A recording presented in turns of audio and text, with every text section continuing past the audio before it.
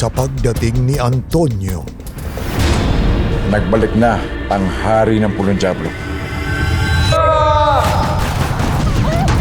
Sumabog ang lihim ng nakaraan.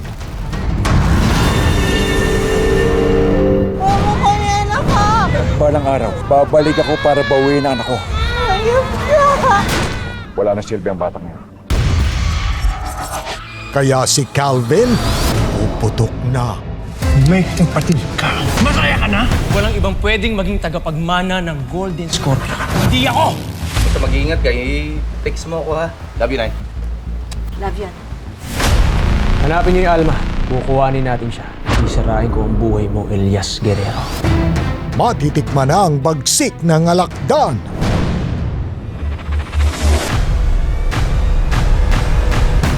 Hello, Nay. Elias! Anong ginawa mo sa nanay kung hayop ka? Ano? Ako harapin mo hayop ka! Sakali alam mo. Bilisan mo. Demonyo ka!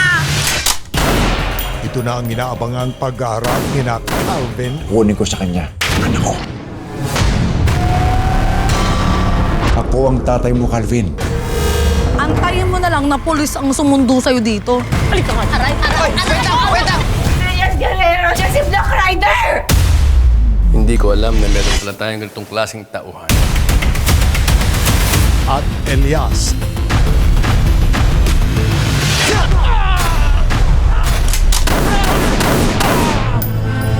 At ang resulta ng DNA test na babago sa takbo ng kanilang kwento.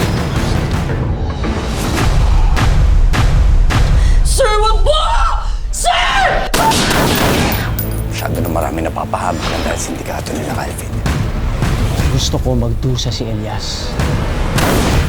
Kapit lang sa patuloy na pagharurot ni Black Rider.